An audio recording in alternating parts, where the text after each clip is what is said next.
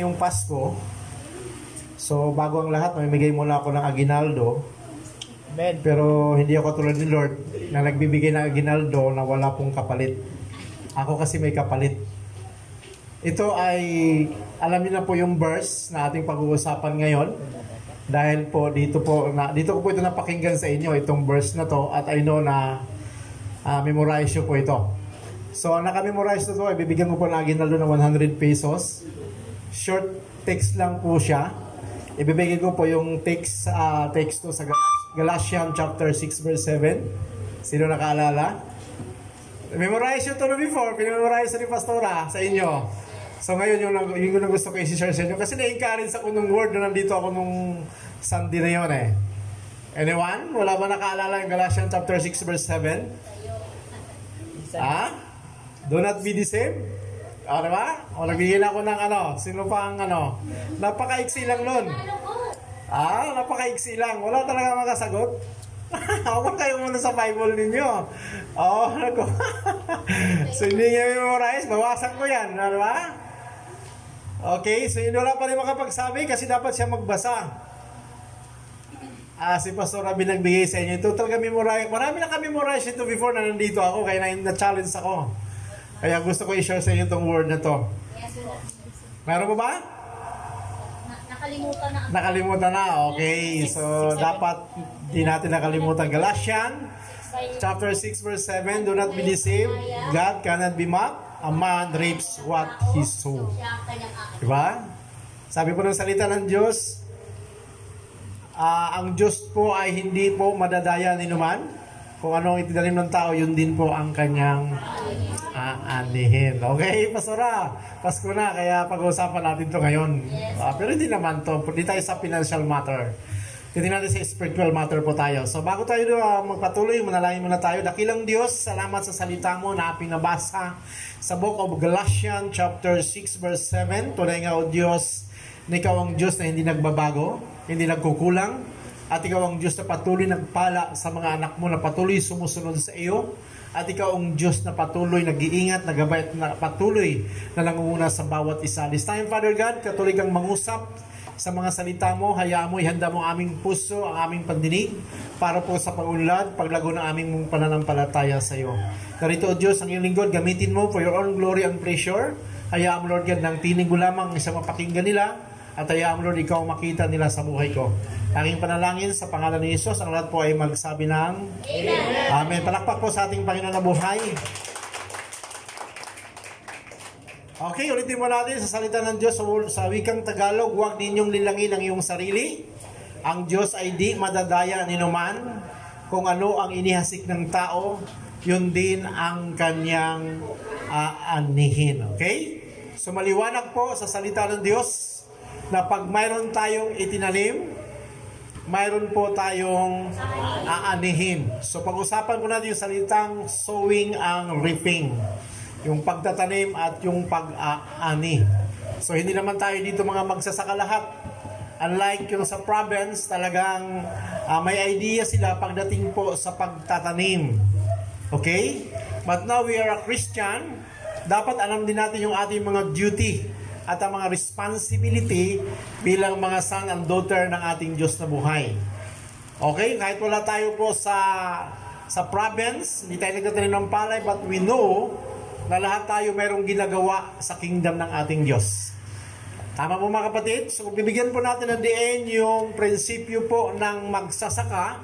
Pag sila po ay nagtatanim ng mangga rin po ang kanilang aanihin. Or palay man lang itinanim nila, palay din po ang kanilang aanihin. And the biblical principle, maliwanag po, na sinabi po ng salita ng Diyos kung ano ang ating itinanim, yun din po ang ating aanihin. But according to book of Galatians chapter 6, kung ating basahin po yung kabuuan ng Galatian, yung word na to, ito po ay sulat ni Pablo sa mga kapatid natin sa Galatia. So, ibig sabihin, pag sinabi pong sulat ni Pablo sa mga believers, ito rin po ay sulat naman ng ating Panginoon para sa atin. Para maunawaan natin kung anong ibig sabihin ng salitang ito, na bilang mga anak ng Diyos, mayroon tayong mga tungkulin na dapat nating gampanan. So doon po sa book of Galatians chapter 6, at pinapakita po dyan na kailangan ang bawat isa ay magtulungan sa pasanin. Okay, nabanggit po yan, di ba? Magtulungan sa pasanin. Ang pinapakita dito yung sharing the gospel, sharing the good news. Kailangan tayo ng mga anak ng Diyos ay laging magtutulungan. Okay? Hindi lamang burden regarding sa mga brother and sister in Christ. Hindi lamang sa mga finances. But ang focus ng Galatian ay doon sa spiritual matter. Hindi kaya ni Pastor Reby lahat. Amen? Hindi kaya po ni Pastor Reby lahat na gampanan ang gawain sa kingdom ng Diyos. Kaya nandito tayo bilang part of the body of Christ. Right? At bilang part of the body of Christ, na mayroon dapat tayong function, mayroon tayong duty, may responsibility or accountability doon sa bawat isa sa atin. Okay? So lahat tayo, mayroon tayong mga tungkulin. Katulad ng ating mga katabi nung last Sunday. Kung wala ngayon, di ba? Dapat palalahanan natin yun. Or bago dumating yung Sunday, remind po natin. Kapatid, sa Sunday, sama tayo sa Banabat Church. Okay? So mayroon kang ginampanang tangkulin. Hindi lamang po yung pag-awit, hindi lamang yung pagtugtog, hindi lamang yung pakikinig. Kailangan din maging part tayo na mag-encourage doon sa mga tao na ating pong nakakasama before. Tama ba, church? Okay, yun po yung ating dapat pagtulungan. Kasi kung yung body, mag-function ito, yung kamay, yung paa, yung bibig, yung tenga, lahat yan mag-function, malaki po ang nagagawa sa kingdom ng Diyos. Okay, lahat tayo dapat kumilos. Hindi na dapat na ipaubaya natin kay Pastora. Bahala na si Pastora dyan. No. Tanda natin lahat tayo ay mayroong kanya-kanyang tungkulin. Ano pa sinasabi ng Galatian? Kailangan ang bawat isa ay magtulungan. Pangalawa, kailangan tumayo tayo bilang Kristiyano. Pag sinabing tumayo, manindigan bilang mga anak ng Diyos. Kailangan manindigan tayo sa ating yung identity o yung pagkakilanlan bilang mga anak ng Diyos, na you are a child of God. Diba? Tayo yung mga anak ng Diyos. Kung ano yung heart ng ating tatay, dapat ganun din ang heart ng kanyang mga anak. Anong heart ng tatay natin? Diba? Diba? Ang heart ng tatay natin talagang masibang lahat. Diba? Maligtas ang buong mundo. Amen? Yun talaga yung goal niya. Kaya may church sa Banaba. Dahil mayroon ditong mga anak ng Diyos na naliligaw ng landas. Tingnan yung word nyo kanina. Diba? Ang nakikinig sa akin, yun lang ay yung aking tupa. Tama? So yung mga tao nakikinig ng salita ng Diyos, yun po yung mga anak ng Diyos. Yung mga tao ayaw makinig ng salita ng Diyos, hindi po anak ng Diyos yun. Kaya ako'y naniniwala dito sa Banaba, mayroong purpose kung bakit tayo nandito para ma-spread yung gospel. Amen? I know na marami na tayong mga na-invite na mga speakers sa church to encourage us na mag-function tayo. Tumulong tayo sa ating pastor. Alam natin na ang duty ng pastor to feed and to care. Alam niyo ba yun?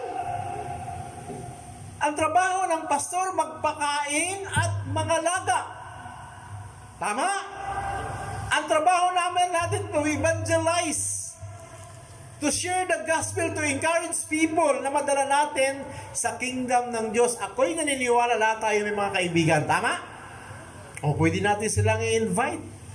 Okay? Pinamnan tayo ni Pastora, pinakain tayo spiritually, dapat tayo ngayon ang mag-share naman sa kanila. Okay? Kasi tingnan niyo po yung principle ng Bible, ha? Wala tayo nakikita na ang pastol nanganganak. Meron ba kayo nakikita? Wala, di ba? Anong nanganganak? Ang tupa. Okay? Kaya ang trabaho ng pastor talaga magpakain. Pangalagaan kayo, pag may problema, i-counsel, i-encourage, para hindi magpatalo. Diba? So lahat tayo, mayroon mga tungkulin. Ano ba? Gawin yung ating tungkulin bilang mga Kristiyano. So lahat tayo, sabi ko kanina, mayroon tayong mga duty. Mayroon tayong mga responsibility. At hindi lamang yan, yung accountability ang mabigat. Pananagutan natin sa Diyos yung kapwa natin. Alam niyo ba yung mga kapatid? Kapitbahay mo, kaibigan mo, pananagutan natin sa Diyos yan kung hindi natin sila ipakilala sa ating Panginoong tagapagligtas. So lahat tayo na dapat gumilos at gumalaw sa body of Christ. Sowing and reaping, maliwanag po na pag may tinanim, mayroon tayong aanihin, right? Pag may ginawa, mayroon tong kapalit. Ganon sa Panginoon, pag ikaw ay gumawa sa kingdom ng Diyos, mayroon talagang reward galing sa Diyos. At kapag marami ang itinanim, marami din po ang kanyang aanihin. O, ang ganda, no? So gusto natin makita ngayon na dalawang bagay na gusto ko i-share sa inyo about yung sowing and reaping. Sabi ko nga, doon tayo focus for spiritual matter, hindi financial matter tayo. Kasi baka sabihin nyo si Pastor, tinapik pa yung sowing, December ngayon. Meron mga 13 month kayo ngayon? Di ba? Di ba nga, tinakot kayo pagdating po sa financial na bagay. Kasi sabi, December na, pa may 13 month. Pero kami ni Pastora, umaasa pa rin sa grace ng Lord na mayroon kaming 14 month and 15 month. Okay? Pero di naman nagkulang ang Diyos sa amin. Amen? So natutuwa ako sa inyo. Talagang yung plano this coming Sunday na mayroon tayong outing. Diba? So, kung tingnan po natin, napakaliit ng bilang ninyo sa resort na inyong uupahan. Pero hindi doon tinitingnan ng Lord. Dahil ang Lord tumitingin sa puso ninyo. So, natutuwa nga yung mga taga-Upwork kasi nga may magbi-bless sa amin ngayon, di ba? So, sabi ko naman, wag lamang isama lahat kasi wag mo na yung bata. Mga adult lang, baka pwede yun. Okay? So, purihin ang Diyos sa Barnabas Church na kumikilos ang Panginoon sa inyo. At nakita natin yon kung paano tayo gumawa sa kingdom ng Diyos at sa pagsunod natin sa Diyos, nakikita natin din yung pagkilos ng Panginoon. Matthew 6:33, tama po ba? Seek ye first the kingdom of God and His righteousness, and all these things shall be added unto you. Ginawa natin yung, unahin natin ng Diyos, ang kanyang katuwiran, pero yung mga bagay na kailangan natin sa gawain ng Diyos, ang Lord po ang magpupuno nito. Alam ko, nag-i-expect na kayo ng magandang place. Alam ko, nag-i-expect na kayo ng maluang na lugar. Pero in a perfect time, dahil yun ang heart ninyo, ibibigay ng Diyos sa inyo yun. Dapat masaya kayo sa ganung bagay. Ako nga, natutuwa. Alam niyo po ba, nung last prayer meeting pa lang, pinatutuo ko na sa kanila kung gaano kabuti ang Diyos sa inyo. So daming natuwa, daming na-excite sa ganong balita na talagang ang Lord ay buhay, hindi siya patay. Amen? So tuloy po tayo about sowing and reaping. The number one is implanting in God's kingdom, o yung pagtatanim natin sa kaharian ng Diyos. Dahil kapag mayroon tayong ginawa o tinanim sa kaharian ng Diyos, darating ang araw, tayo rin po ang mag-aani nito. Okay? Lahat ng ginawa nyo sa kingdom ng Diyos, either tagatugtog ka, usher ka, amen? Back-up singer ka, drummer ka, lahat ng yan, pag mayroon kang itinanim o ginawa sa kingdom ng Diyos, kapatid, ito yung aanihin. Alam niyo po ba, pag tugtog yung pangalang, nag-aani na kayo eh. Hindi ba alam yun? Yung joy ba? Nakuha niyo po ba? Yung joy na experience niyo habang tumutugtog kayo, yung kumakanta kayo na talagang natatouch yung heart ninyo, mayroon na agad kapalit na hindi mo alam na unti-unting tinatanggal yung bigat sa puso mo. Hindi mo alam, unti-unting binabawasan yung iniisip mo. Tama mo ba? In Book of Acts, chapter 16, nabasa niyo ba yun? The power of praise. Sa Paul and Silas na habang umaawit sa Panginoon, yung mga tanikala ay nakalag. So pinapakita doon ng Panginoong Diyos na habang gumagawa tayo sa kingdom ng Panginoon, mayroong nangyayari sa buhay natin na hindi natin nalalaman. Amen? Habang gumagawa ka, gumagawa din ang Diyos. Sabi niya, God will make a way. Gumagawa ang Diyos ng paraan para sa atin. Yung problema mo, ginagawa ng paraan ng Diyos yun. Ang kailangan lang natin, unahin natin siya. Gumawa tayo sa Kanya. O, sabi ni Paulo kanina, di ba? Pwede siyang mag-work in Sunday, pero hindi niya pwedeng gawin yon dahil nakakommit siya sa Panginoon. Dapat ganun pala tayo. So, nandun yung puso niya sa Panginoon.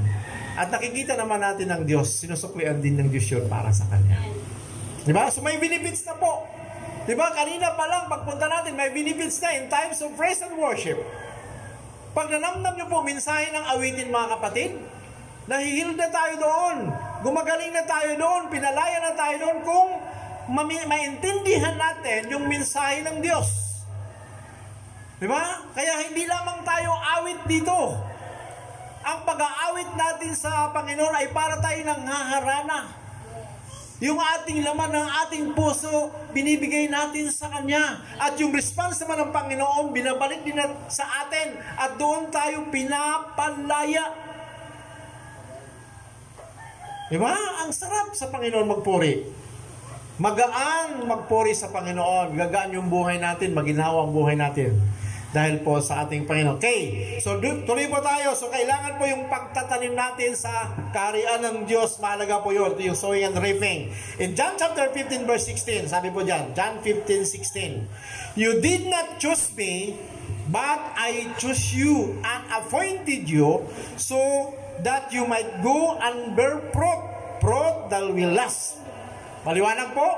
So, whatever you ask in my name, the Father will give you. Okay, 2-4 po yung tinutukoy dyan ng ating Panginoon. Yung sinasabi, yung chosen, you might go to bear fruit and fruit that will last. Yung bunga kailangan po mananatili. Church, ito yung pinaka-goal natin. Tandaan nyo ha, hindi si pastora lang ang tinatawag dito, lahat tayo. Diba? Lahat tayo kailangan po mag-submit sa word na ito. Remember, ang sabi ng Lord, ako ang pumili sa inyo. Hindi tayo ang pumili sa Diyos. So, ibig sabihin, nag-expect ang Panginoon sa'yo. May inaasahan ang Diyos sa'yo. Katulad yan ng isang ama, ng isang ina, na bago ka isilang sa mundong ito, nag-expect sila sa'yo. Sa buhay mo. Ako, ako nga, may in-expect ko sa anak ko, ano yun? Sino gusto ko makapagtapos yung mga anak ko? At gusto ko na hindi nila ma-experience yung na-experience ko. Tama ba? Ganon si Lord sa atin, mga kapatid. Kaya nga, pinili tayo ng Diyos sa isang tungkulin. Nandiyan ka, hindi aksidente kung bakit nandiyan nakaupo ka, hindi aksidente kung bakit nakikinig ka ng salita ng Diyos, dahil ang kalooban ng Diyos ang nangyayari at masusunod sa buhay mo kung bakit nandito ka, dahil may purpose ang Lord sa buhay mo. Lahat tayo. Kaya tayo nilikha ng Diyos dahil mayroon siyang purpose. Amen? Hindi lamang makinig, kundi dapat tayo gumawa sa kingdom ng ating Panginoon. Sabi niyo, God choosing you, Matthew 22 verse 14. For many are called, but few are chosen. Tama? Lahat tinawag. Tama po ba? Lahat tinawag. Pero ilan lang yung nahirang. Ilan lang yung napili at isa ka doon. At bilang pinili ka ng Diyos, espesyal ka. You are the ambassador of Christ. Ano ba trabaho ng ambassador? Diba? Ang trabaho ng ambassador dito sa Pilipinas, for example, China, diba may ambassador dito sa Pilipinas yan? Parang representante sila, tama ba? Nag-represent sila sa bansa nila o namamagitan sa bansa nila. Okay? Yung trabaho natin, tayo rin po ang nagpe-present kay Christ. Tayo namamagitan sa Diyos. Diba? Although si Christ yun, pero tayo na. Diba? Sinabi ng Lord, you are the light. Kayo na nga, tayo na nga yun. Siya yung light, pero ngayon tayo na. Binigay sa atin yung isang responsibility para tayo ay humayo at magbunga at manatili ang bunga. O, diba? 4 na ito, medyo may katagalan na. So, yan, espesyal ka kapatid kung bakit ka pinili ng Diyos. Ang dami dyan, mga mayaman, bilyonaryo, dapat sila pinili. Pero ikaw, na nakatira sa barong-barong na bahay, pinili ka ng Diyos because you're special. Amen? Nakakatuwa. Sa tingin ng mundo, hindi ka special, pero sa tingin ng Diyos, na King of Kings, sabi nga ng kanta kanina, King of Kings, yan yung hari ng mga hari, pinili ka niya. Amen? Di ba? Napakagandang benefits yun. Nakakatuwa na ikaw, simpleng tao, namuhay sa maliit na pamumuhay, pero special ka sa Pangilingin ng Diyos. Amen? Ba, special. Even lahat naman tayo. Kaya ngayon kapatid, special ka sa Diyos. So pangalawa, sabi niya, you might go, humayo tayo. In Matthew 28 verse 19, go ye and preach the gospel. Diba? Baptize in the name of the Father, the Son, and the Holy Spirit. Amen? O, i-baptize na tayo ngayon. Pag-usapan pala namin mamaya ito ni Pastor regarding about baptism. Okay? Kasi maraming i-baptize sa inyo, mayroon naman din sa amin na i-baptize. So, yun ang utos sa atin ng Panginoon na kailangan mag-share tayo ng good news para sa kanila, para sila po ay makapakinig ng salita ng Diyos. Dahil pag napakinggan nila ang salita ng Diyos, magbabago yung buhay nila. Amen? At magkamit sila ng buhay na walang hanggang. Katulad sa inyo ngayon, di ba? Sabi nyo kanina, sigurado na ako na hindi na ako maagaw ng kaaway dahil kaligtasan na sa akin na. Amen. Okay? Kayo mismo nagsabi nun sa harapan ng Diyos, hindi sa tao. So yung salvation, totoo nasa atin yon. Pero nasa inyo na yun kung itatapon nyo yun. Pero remember, hindi nawawala ang salvation. Hindi nawawala ang salvation, nasa atin yun mga kapatid. Times na magkamali tayo, repent. Nagsisilan tayo. At ang Diyos handa magpatawad. Dahil sagana ang kanyang biyaya at grasya sa atin. Okay? So, kailangan tayo humayal pa. To bear fruit, kailangan po tayo ay magbunga. Ang tinuturing natin yung bunga nito just to grow up or to mature. And sabi niya sa Galatians chapter 5 verse 22 to 23, the fruit of the Holy Spirit. Tingnan natin kung nag-mature tayo, magbigay tayo ng isa. Love. Joy. O, diba? Ang dami. Isa na lang siguro. Love na lang tayo. Sige nga, kung nag-mature tayo, kung nagbunga nga tayo, natutunan nyo bang mahalin yung taong nanloko sa'yo? Ang bigat, diba? Pero madinibilong pala ito na going to maturity. Kasi nag-usap kami ni Pastora before, nung nakarang linggo lang, bumalik na kasi si Ann. Diba? So nag-confess si Ann. Sabi niya, maliit. Talagang buong pamilya na sa church sila, bumalik na sila ngayon. Bumalik na. Kasi nag-resign sila sa church. So bumalik sila ngayon, nag-confess. Sabi niya, Pastor, pride na nga lang ang mayroon ako. Aalisin ko pa ba? Imagine ha? Mabigat yun, di ba? Tanggalin yung pride sa buhay mo. Na kahit hindi ikaw yung may pagkukulang, aminin mo na lang para lamang makalapit ka sa Diyos. Di ba? Yun yung ang hirap. Totoo lang sa buhay natin, aminin natin. Mahirap talaga buhay Kristiyano. Pagdating sa emotional matter, di ba? Mabigat, pero ito yung turo eh. Love, understanding, sacrifice, patience, lahat nandito na yung 9, the fruit of the Holy Spirit. Kung kayo nagmamature, ito pala ay nangyayari sa buhay natin. Nagbubunga ito sa atin, yung mga taong di natin kayang mahalin, minahal natin dahil kay Kristo. O, di ba? Yung pagpaparaya na lang, di ba? Ang bigat din nun. Pero nagagawa natin yan kay Kristo. Amen, church? Amen. So natutuwa ako doon kasi nga, siya mismo yung nag-confess. So bumalik sila, inamin nila yung siguro yung mga pagkukulang nila before, at natutuwa din ako doon. Kasi talaga hindi namin sila inabot, maliban lamang kay Sister Bing. Sister Bing kasi talaga yung inabot namin. Pero hindi namin sila inabot kasi alam namin may church na sila. Pero sa church na pinuntahan nila, alam niyo naman, pag mga big churches, mayroon dyan mayroon dyan talagang mga roles nila. Hindi basta-basta dyan. Oo. Hindi basta-basta niya. Dumaan ka talaga sa butas. Hindi ka tulad sa atin. Kaya nga, grace tayo. Di ba? Lahat tinanggap natin. Gano'n mang kabaho, karumi, kaito, kasama mo, tanggap dito. Dahil nga si Kristo ay Diyos na punong-puno ng biyaya at grasya. Ano yung akala madali? Talaga nag-open up siya. Natutuwa rin ako sa kanya. Nag-iyakan pa kasi natouch din ako sa mga word niya. Ang dami niyang nilabas. Yun nga, nasaktan siya, gano'n. Sabi ko, natural lang sa buhay Kristiyano. Si Christ nga nasaktan eh. Pero yung sakit na yun, diba? Yung sakit na yun para naman sa atin yun. Amen? Totoo. Galing na ni Paulo. Pwede nito, Pastora. Pwede ka na mag-preach, Paulo. Bigyan mo ito ng time. Okay. So tuloy mo tayo. The fruits. To bear fruit. Sabi, magbunga tayo. At magiging useful tayo pala. Sabi dito, magiging gagamit tayo. Yan.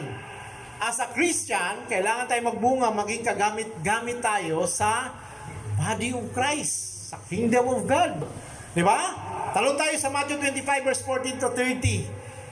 Alam nito, the parable of the talent.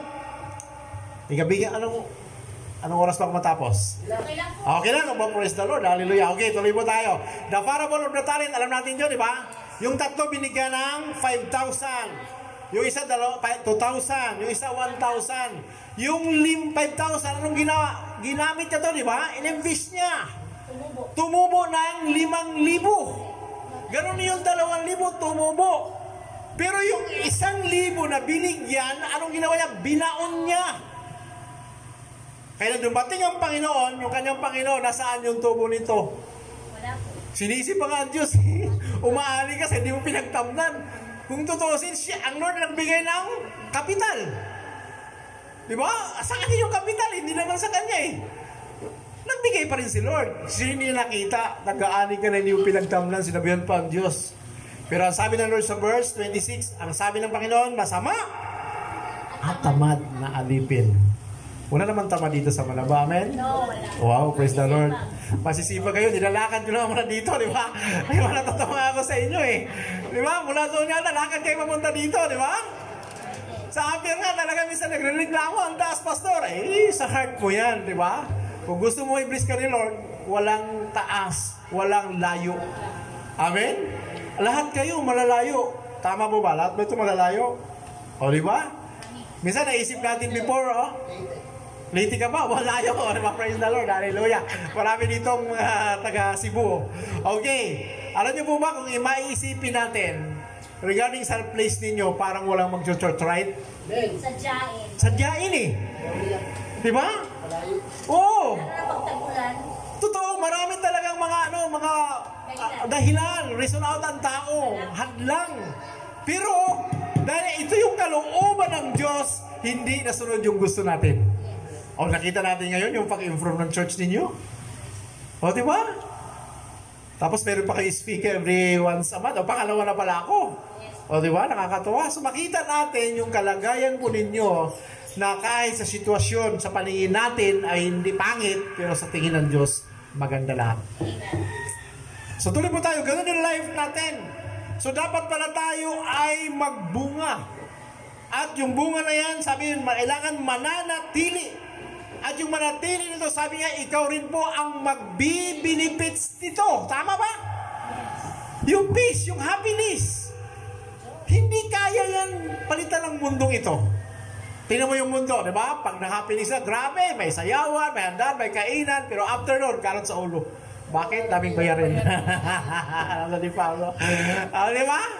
So makikita natin, pero sa atin, di ba, nag-i-enjoy tayo. Alam ko, nagkaroon kayo ng siguro, contribution about this coming Sunday, right? Yes. Pero masaya kayo nagbigay, amen? Yes. Sabi pa nga ni Johnson, Pastor, ang sagot ko, pinagyayabang pa niya yung sagot niya.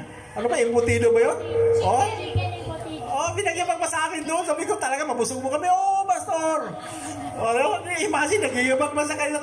Yung iba, ano ba yan, may contribution? Huwag kayo tumulad kay Frederick, ha? 1,000 pa lang, hindi na nag-church. 1,500 pa sa amin, 1,000 lang ang bag, hindi na nag-church. Imagine ha? Reklamo sa Kung body ka of Christ, ano sabi? Carry one another's burden. Yes. Di ba? Sabi ng Galatia, magtulungan tayo sa pasanin. Di ba? Hindi tayo magkanya-kanya. You are the part of the body of Christ. Mag-passion ka. Huwag ka magiging bibig na kain ng kain. Amen? Huwag ka magiging kain ng kain. O, bakit yun? Kailangan maging kamay. Para ang balik, marami. Amen? Mapagbukas, balik. Atak, di ba? So, pwede ko lang natin ng church. Praise the Lord. Hallelujah. Nakakatuwa pa rin sa inyo. Amen. Glory to God. Nakakatuwang i-share yung inyong mga character regarding pagsunod sa Panginoon. Amen? Di ba, ilan lang naman sa inyo may work dito? Tama ba, Pastora? Pero tingnan nyo, makakommunite nyo kami. So, I'm so glad. Kaya sabi ko sa upper deck, kahit i-bless nila tayo, mag-meeting kayo, baka mag-add kami ng help para sa inyo. Di ba? So, kasi simple ganun talaga yung value of Christ. Para yung mabigat na pasanin, hindi kagaan naman kung magtutulungan. Amen? Ganun dapat tayo sa praise. Hallelujah. Pwede pa na extension, ano? Pwede pa mag-overnight. Hallelujah. So, ganun po sa kingdom of God, ano yung joy, di ba? Yun yung balik na hindi kaya nilang pantayan ng mundong ito. Dahil tayo pagdating sa Lord, yung balik sa atin, yung saya, hindi kayang bayaran po yan. Okay? The fruit will last, o ang bunga kailangan po ay mananatili. Na-enjoy na po natin yan. Kaya pag kayo nagbigay, yung appreciation nandun na agad. Sabi po dito sa verse 28 and 29, sapagkat ang mayroon ay bibigyan pa upang mananagana. Okay? Nakuha niyo po ba? Ang mayroon, bibigyan pa upang mananagana ka talaga, Paulo. Di ba? So, di ba kasi minsan, huwag na tayo magbigay, mapera lang si Paulo. O paano ka sasagana? Si Paulo ngayon ang mananagana kasi siya lang nag-sacrifice. Lahat tayo, subukan nyo lang mag-sacrifice lahat.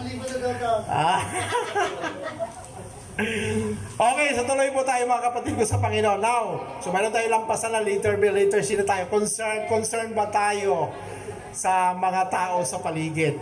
Amen? Dahil tayo, sabi nga, meron tayong duty, responsibility, and accountability bilang mga anak ng Diyos, magtarin tayo sa kingdom ng Panginoon. So now, concerned ba tayo sa mga tao na wala pa sa Panginoon? Diba? Naturo ko po sa inyo yung survey, diba? Nung mga ilang month na ba?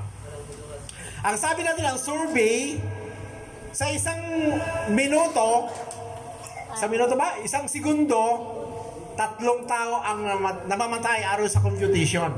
Okay? Ng survey, ha? Imagine, church, ha? Kung concerned tayo sa kanila, in 1 week, 7 days, mayroon pong 1.8 na namamatay. Sa tingin natin doon, mga kapatid. 1,814,400 sa loob ng isang linggo. Now, isipin natin, ilang percent kaya ang Christian doon? Di ba? O ngayon, tumingin na lang tayo sa palengke. Tininisip ko sa palengke. Sa palengke na lang muna tayo titingin. Ilang percent din yung save? Safe na. Yes. 1%. Di Paulo pa lang, 1% pa lang. Imagine. So, dami pa lang talaga na hindi paligtas. Punta tayo ng sabungan. Di ba? Di ba? So, imagine yan kung tingnan po natin. So, di ba? Kung tayo mag-isip lang, kung concerned tayo sa mga tao sa paligid, di ba? Ang dami na mamatay na wala pa sa Panginoon. Tayo na mga anak ng Diyos, meron na tayong katiyakan ng kaligtasan, i-share natin sa kanila. Di ba? Dahil pag nag-share tayo sa kanila, tayo naman ito magbe-benefits. Gusto nyo malaman, tingnan natin yung mga verses. John 15 verse 13. Walang pag-ibig na higit sa pag-ibig ng isang tao nag-alay ng kanyang buhay para sa kanyang kaibigan. Tama? Kung mahal mo yung mundo, magbigay ka ng time para sa kanya. Ganun yung love. Sacrifice. Bisitahin. Isa kainis na magbisita eh. Di ba? Kasi nakakapuno na, ganun at ganun pa rin. Buti si Pastor Rabi, mahaba pa rin ang pasensya. Ako tulad kay Pastor Tilly, parang gusto ko na rin mag-close. Oh, totoo. Totoo. Kasi parang walang pinagtandaan o matanda na talaga. Diba? Kasi sa mga roles, hindi niya kayang sumunod. So parang gusto mo lang mag-close, diba? O ano pinag-uusapan naman? Diba? Hindi talaga siya makakasunod. But thank you sa heart ni Pastor Abi. Diba? Nag-extend pa rin siya ng kamay to encourage them. Amen? Dahil sabi niya tayo raw yung good model. Amen? So ipakita pa rin natin sa kanya, mahal natin siya sa Panginoon. Right? Okay? So hindi yung mabigat, yung love na kailangan just sacrifice para sa iba. Tingnan mo na si Jesus in John chapter 3 verse 16. 1 John chapter 3 verse 16. Dito natin makikilala ang tunay na pang-ibig. Iniaalay ni Kristo ang kanyang buhay dahil sa atin. Dapat din natin ialay ang ating buhay dahil sa ating mga kapatid. Amen? O, di ba? Mahal mo bang kapatid mo sa Panginoon? O, ipaalalahanan mo siya, kapatid. Sa Sunday, kita tayo sa Banaba Church. Amen? Siguro nag-invite pa kayo ng mga kapatid natin sa Panginoon? Praise the Lord sa mga nag-amen. Okay? Matthew 10 verse 39. Ang nag-iingat sa kanyang buhay ay siyang mawawalan nito. At ang nawawalan ng kanyang buhay dahil sa akin ay magkakamit nito. Tingnan yung sinabi ng Matthew chapter 10 verse 39. Diba? Kung masyado tayong sigurista sa sarili natin, ang sabi ng salita ng Diyos, mawawalan tayo. Pero kung ang ating sarili ay ibigay natin sa Diyos sa paglilingkod para sa ibang tao, magkakaroon tayo. Di ba yung ani? Ito na yung ani. O, next verse pa tayo. Ito yung last verse. Galatians 6 verse 8. O, Galatians 6 verse 8. Ang nagsisikap sa mga bagay ukol sa laman ay ani ng kamatayan. At ang nagsisikap sa mga bagay ukol sa espiritu ay ani ng buhay na walang hanggan. Anong ginagawa natin, di ba? Pang-espiritual itong ginagawa natin, kapatid. Sunday service, Bible study, follow-up visitation, sharing the good news. Lahat ng ginagawa natin ito ay para sa espiritual na mga bagay. At pag ginawa natin ito, anong aanihin natin? Buhay na walang hanggan. Buhay ang tinanim mo, buhay din ang iyong aanihin. Pangalawa, saan naman tayo magtatanim? Sa puso natin. Ano po tinatanim natin sa puso natin? Okay? So kapag itinanim natin ito sa puso natin, ikaw rin po ang magbi-benefits nito. Tama po ba? Either good or bad. Tama mga kapatid? Either good or bad. Di ba? Ikaw rin ang magbi-benefits. Di ba? Dahil yun ang tinanim mo sa puso mo. O saan tayo magsimula? Ang sabi ng salita ng Diyos, ang ating puso ay matabang lupa. Ako niyo po mo? Kuha niyo? Ang ating puso ay matabang lupa. Matthew chapter 13 verse 8. Ngunit ang binhing nalaglag sa matabang lupa ay nakuuhay, may tig-100, may tagalin na po, at may tig-30 butil ang bawat uhay. Anong sabi doon? Ang ating puso ay matabang lupa. Okay? So ibig sabihin, lahat pala na pumapasok dito, pag talaga i-grab mo to, ikaw talaga mag-benefits. Anong magandang ilagay natin sa heart natin? Which is the Word of God. Tama? Pag lagi natin mapakinggan ang salita ng Diyos, magkaroon tayo ng peace of mind. Magkaroon tayo ng joy. Magkaroon tayo ng good direction. Tama? Magkaroon tayo ng isang maayos na buhay. Sabi nga ng John 10:10, abundant life. Diba? Kasi puro word. Yung ating tinatanggap, pero puro marites ang tinatanggap mo, anong resulta? Diba? Maapektuhan ka pa. Madadamay ka pa. Okay? Dahil po, ina-absorb mo. So, dapat, which is the Word of God. So, ano yung mga bunga ng salita ng Diyos na ating tinatanggap? Number 1, ito po ay nagdadala ng pagpapala sa atin. Sabi po ng Colossians chapter 1 verse 5 to 6, ang salita ng Diyos ay nagdala ng pagpapala sa atin. Alam nyo, pag ang Lord mag-bless, diba? Transparent lahat yan. Material, financial, emotional, mental, lahat na. Dahil po yung salita ng Diyos ang ating tinatanggap. Sabi po ng Colossians 1:5 verse 6, dahil sa pag-asang kagamtan ninyo ang mga hinahanda para sa inyo noon sa langit. Nalaman ninyo tungkol sa inasahan ninyong ito ng ang salita ng katotohanan, ang mabuting balita ay ipangaral sa inyo, ito'y lumalaganap sa buong sanlibutan at nagdadala ng pagpapala tulad mga nangyari sa inyo mula nang marinig ninyo at maunawaan ang katotohanan tungkol sa kagandahang loob ng Diyos. Tama? Ang unang-unang pagpapala natin natanggap, salvation.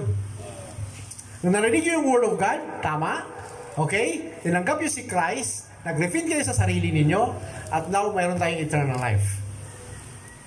Magandang blessing yan. Kahit barong-barong yung bahay mo, wala kang maayos na kita, pero mayroon ka namang buhay na walang hanggan, di ba?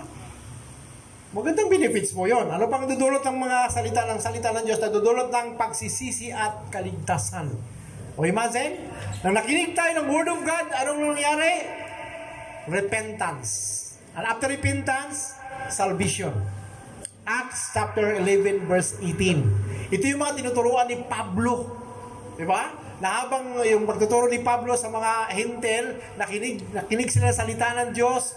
Di ba? Nang nakinig sila sa salita ng Diyos, anong dulot? Tagsisisi sila. At sila po ay naligtas. Okay? Bilisan natin konti. Pangatlo, nagdudulot ng tagumpay o ginhawa sa buhay. Gusto nyo? Maging successful yung buhay ninyo? At maging maginhawang buhay?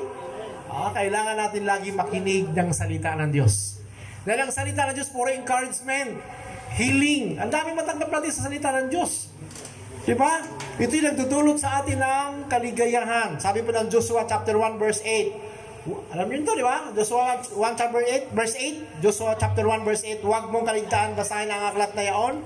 Dili-dilihin mo yun araw at gabi upang matupad mo ang lahat na nasusulat doon. Sa gayon, giginhawa ka at magtatagumpay. Okay? Memorize na ba yung Word of God? Amen. Galatians 6:7, memorize na ba? O may 100 pa rin mamaya. Pila. Okay? Di ba? So makikita nyo, kailangan pala i-memorize yan. Kasi pag memorize mo, nasa puso mo yan. Panghahawakan mo yung salita ng Diyos. Pag sinabi, Lord, nangako ka sa salita mo. Pag sumunod ako sa salita mo, giginawa ang buhay ko. At magtatagumpay ka. Okay? Next. Nagdudulot ng pananampalataya. Romans 10:17. Alam na natin to. Hearing by hearing the Word of God. Diba? Faith comes by hearing the Word of God. Next. Nagdudulot ng kalusugan, kalakasan sa katawan. Wow! Yung word po lang, nagdudulot ng kalusugan at kalakasan. Tingnan natin. Basahin ng Kawikaan 4 verse 22. Pagkat itong kaalaman ay daan ng buhay, nagbibigay kalusugan, kalakasan ng katawan. O say? Nakuha niyo po ba? Kasi habang nakikinig tayo ng salita ng Diyos, binabago tayo. At habang binabago tayo, mga bad works natin, mawawala yon, di ba? Mga bisyo natin, di ba? Mawawala yon. So anong dudulot sa'yo? Healthy body ka. Eh pag walang Word of God ka, ano lagi tatanggapin mo sa physical mo? Di ba? Puro hindi maganda. Pero pag may Word of God ka, nadidisiplina ka, nilagay mo sa sarili mo sa tama, nag-exercise ka sa umaga, di ba? Kumain ng tama, di ba? Healthy body ka. Pero kung hindi ka sumunod sa salita ng Diyos, ano mayari sa katawan natin? Puro sakit lang. Tayo ba mga Kristyano, i-exercise tayo? Biblical po yun. Kailangan natin mag-diet. Di ba? Kasi isang problema natin, Pastor, ang bisyo lang naman natin kumain. No? Di ba? Sige, kain ng kain. Anong dulot nito? Di ba? Tumaba ka, high blood, di ba? Ano pa? Maraming cholesterol. Panginoon ko. So, mga kapatid, medyo dahan-dahan lang, lalo na sa linggo. Mayroon na kayong 15 kilos na baboy. Wow! Praise the Lord. Nakakatawa dito talaga. Hallelujah. Now, nagdudulot ng kalusugan sa kalakasan, sa katawan, at nagdudulot ng kapayapaan at seguridad. Imagine, mayroon kang peace of mind. Mayroon kang security. Pag mayroon kang salita ng Diyos. Isaiah 39 verse 8. Isaiah 39 verse 8, sabi, the word of the Lord you have spoken is good, sabi ni Hezekiah. For he thought there will be peace and security in my lifetime. Wow, galing naman ni Hezekiah. Tingnan mo na napakinggan niya ang salita ng Diyos. Anong sabi niya? Nagkaroon siya ng kapayapaan at seguridad sa buhay. Secure na ba tayo, mga kapatid? Yes! Alam niyo ba, 24 hours, di ba? Sa isang araw, ang daming nangyayari. Sa motor na lang. Sa mailing sa mga kay ZR, kami. Di ba, ang motor na lang, sabi na ng MMDA, kulang ang 40. Yung 40 katao na aksidente sa maghapon. Ganun kadami. More than. O, isang araw lang yan, ha? Kung walang seguridad mula sa Panginoon, anong mangyayari sa buhay natin ngayon? Diba? Hindi tayo nakasama doon sa 3 tao sa isang segundo, diba? O, diba? Mapalan tayo mga kapatid dahil secure tayo sa kamay ng Diyos. Hindi tayo bibitawan ng Panginoon. Okay? Ano pa sabi? Nagdudulot ng kaligayahan. Gusto niyo mga maging masaya ang buhay? We need to listen the Word of God. Sabi po ng Jeremiah 15:16. Gusto niyo masayang buhay? Kamit lang natin tumula sa salita ng Diyos. Dahil puro po encouragement word ang matanggap natin sa salita ng Diyos. Okay, bago tayo magwakas, ano man ang bunga mula sa salita ng Diyos mula sa mga bad words o sa mga masamang salita? Kasi sabi ko kanina, depende ko anong tinanim natin or good or bad. Ngayon naman, punta tayo sa bad. Galit. Sino mahilig magtanim ng galit? Okay, di ba? Basta madala sa atin yun. Galit. James chapter 1 verse 20, because human anger does not produce the righteousness. Ako niyo po ba? Kung may galit tayo, hindi po nabubunga ito ng kapayapaan o katwiran. Kaya alisin natin ang galit. Tama? Kasi pag galit ka, hindi ka makapag-control. Tama po ba? Di ba? Kailangan may wisdom tayo. Si Jesus nagalit. Pero dapat idaan sa lugar. Nagalit ka para maturuan yung bata, madisiplina yung bata sa tamang paraan. Okay? Kasi may galit talaga hindi na mapigilan, di ba? So yun yung mga bagay na nila maganda. Ano pa? Bitterness, sama ng loob. O, sino dito may sama ng loob? Hindi na narigaluhan ng birthday. Yan, di ba? Job chapter 21 verse 25. Okay, tanda niyo, pakinig ng word na to, ha? Namatay sa sama ng loob, di man lang nakalasap ng mabuting bagay. Nakakalungkot. Di ba? Pag sama ng loob, di ba puro sama ng loob ang pairalin mo? Hindi mo ma-enjoy yung Christian life mo. Mamatay ka na lang. Wala kang peace of mind. Amen? Huwag natin pairalin ang sama ng loob. Hindi mabuti yan. Alisin natin sa puso. Okay, pagtatampo. Meron ba ganito sa Christian? Marami pa rin patampuhin. Ito, hari nagtampo, ha? In 1 King chapter 21 verse 4. Sinong hari nito? Okay. Sabi dito si Akab, umuwi si Akab na malungkot at masama ang loob dahil sa sagot ni Nabat. Nagkulong siya sa kanyang silid. Hindi makausap at ayaw kumain. Hari nagtampo. Kakalungkot, amen. Itong hari na to, gusto niya bilhin yung lupa ni Israel. Kasi magkalapit doon sa kanyang palasyo. Ayaw niya ibinta. Nagtampo. Pandisa lang, hindi na nabigyan. Nagtampo. Regalo lang, hindi nabigyan. Nagtampo. Birthday lang, hindi nabati. Nagtampo. Alisin natin yung tampo sa Christian life natin. Hindi maganda yan. Amen? Ano pa? The last. Inggit. Yan. Inggit. Okay. Alisin natin sa buhay natin yan. Santiago chapter 3 verse 60. Sapagkat saan man ang naghahari ang inggit at makasariling hangarin, maghahari din doon ang kaguluhan at lahat ng uri ng kasamaang gawa. Mazen, pag naghahari yung inggit, anong resulta? Kaguluhan. Alisin natin yun sa buhay natin. Tama? Mga Christian, mga anak ng Diyos, alam natin yung ating mga duty and responsibility. Sabi po dyan, bago tayo magwakas na tayo, mga kapatid, di ba? Sa huwing and reaping, pag nagtanim tayo sa kingdom ng Diyos, anong anihin natin? Pag nagtanim tayo ng buhay din ang aanihin. Pag nagtanim tayo sa ating puso, masama man o mabuti, pag mabuti, mas mainam. Pero pag masama, hindi maganda yon. Alisin natin yon. So, challenge ko po sa inyong lahat, pag tayo po'y magtanim, piliin natin yung ikakabuti natin. Amen? Palakpakan natin si Lord na buhay. Hallelujah. Glory to God. Tayo po yung mukha, tayo po yung manalangin, dakilang Diyos. Maraming salamat o Diyos sa oras na ito na kami po yung sinamahan para po magpalakasan sa pamagitan po ng mga salita mo. Ama, ang dami po ang natutunan namin ngayon. Hayaan mo Diyos na silihan mo ito ng banal mong Espiritu sa aming mga puso upang ito di manakaw ng kaaway. Bugos Lord, magpapaalala ito sa amin pong pang-araw-araw na pamumuhay. Panginoon, i-grant niyo po ang desire ng Barnabas Church Dalangin ko, Lord God, ay mapagpalang kamay na patuloy mo iunat upang maranasan nila ang iyong pangako. Ang pangakong ito na kailanman hindi nababago dahil pag sinabi mo, gagawin mo, Panginoon. Lord, patuloy ko rin dalangin sa mga anak mo na nandito, O Diyos, sa buhay nila. May mga problema man sila, palakasin mo sila, patatagin mo sila, O Diyos, upang mag-stand sila sa kanilang buhay Kristiyano, Panginoon.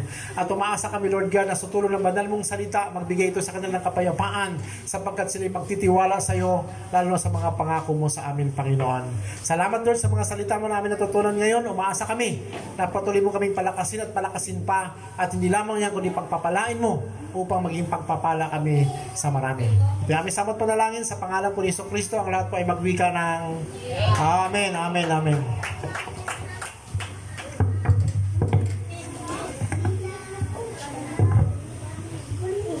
So, ayun mga kapatid, dadako na po tayo ulit sa isa pang parte ng ating gawain, ang ating pagbibigay. Makibasa muna tayo sa Deuteronomy 8:18. Subalit alalahanin niyong si Yahweh, ang inyong Diyos, ang nagbibigay sa inyo ng lakas upang yumaman kayo. Ginagawa niya ito bilang pagtupad niya sa kanyang pangako sa inyong mga ninuno. So ayun mga kapatid, sabi dito sa verse na to, si Yahweh ang nagbibigay sa atin ng lakas. Hindi si Pastor B or si Pastor Randy. Kaya gamitin natin yung lakas na yon para mag-earn tayo or makatulong din tayo dito sa gawain na to para ma-extend natin sa mga kapatid natin dito sa Banaba, din sa mga kabataan. So alam naman natin kung kanino tayo naglilingkod, tama? So alam natin kung kanino rin nanggagaling yung ating lakas sa araw-araw.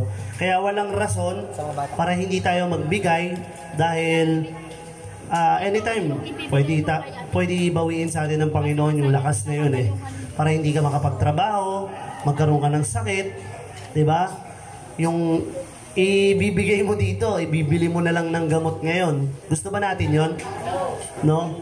So doon tayo sa pagsunod sa Panginoon. Doon tayo bilang mga anak or tupa nga, kagaya ng verse kanina, isang pagsunod din sa Panginoon ng pagbibigay.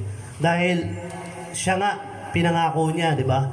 Sa mga ninuno natin hanggang sa atin ngayon, yung pagpapala upang tayo sumagana sa buhay. So, pag may extra nga tayo, nakakapaglaan tayo sa ibang bagay, di ba? Nakakabigay tayo or nakaka-extend tayo sa mga kapwa natin.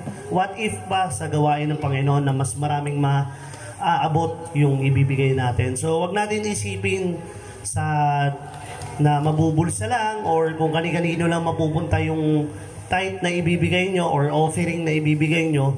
Isipin nyo na malaking bagay ito para sa gawain ng Panginoon, sa pagpapatuloy, at isipin nyo rin kung gaano katapat sa inyo ang Panginoon sa araw-araw. Sa libreng lakas, libre yun.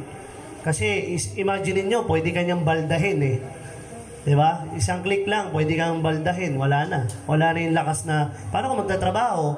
Paano ka mag-earn ng pera? Paano mo gagawin yung obligasyon mo sa pamilya mo kung may sakit ka, baldado ka na? So, wag nating sayangin yung pagkakataon na pinahiram sa atin ng Panginoon. Kaya, habang tapat ang Panginoon or tapat ang Panginoon sa atin, tayo ay magbigay. Hindi dahil sa napipilitan tayo, kundi gusto natin siyang sundin bilang Ama natin sa langit. Kaya tayo po yung magbigay. So, sino mag-special number po? Nen, special number, Nen.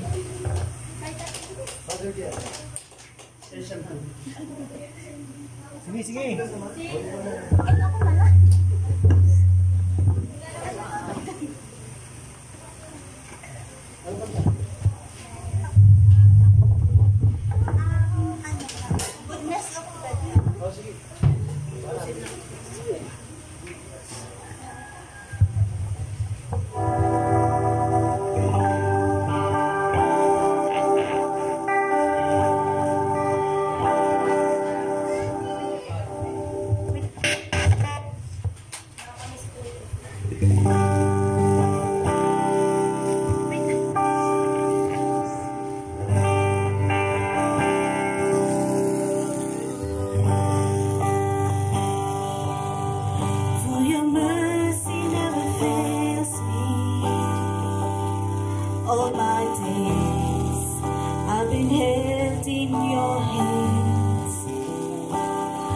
the moment that I wake up until I lay my head, oh, I will sing of the goodness of God. 'Cause all my life you have been faithful, and all my life you have been so, so good. With every breath that I am able, oh, I will sing of the goodness of God. I love your voice.